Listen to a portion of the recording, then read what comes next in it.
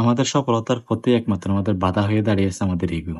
আমাদের ইগোর কারণে আমরা অনেক সময় অনেক কিছু থেকে বিরত থাকি। শুধুমাত্র আমাদের ইগোর কারণে আমরা অনেক কিছু করতে পারি না।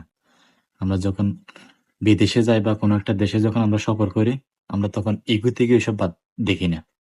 তখন সেটা যেই কাজেই হোক, আমরা সর্বত্র করার চেষ্টা করি। কারণ আমরা বিদেশেই আছি।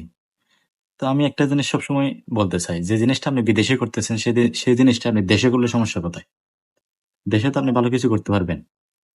দেশে তো চাইলে আপনি ভালো কিছু করতে পারবেন। আবার আপনার ইগোকে একটা জায়গায় বন্দি রাখে আপনি কাজটা করে দেখুন না।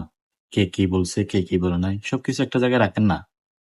দেখবেন যে আপনি দেশে থাকি, দেশের ভিতরে দেশের মানুষের সামনে আপনি কিছু একটা করতে পারবেন। সো নিজের ইগোটাকে একটু জায়গায় রাখুন, সঠিক জায়গায় ব্যবহার করুন এবং ইগোটাকে পরিহার করার চেষ্টা করুন। দেখবেন যে ইনশাল্লাহ ভালো কিছু করতে পারবেন।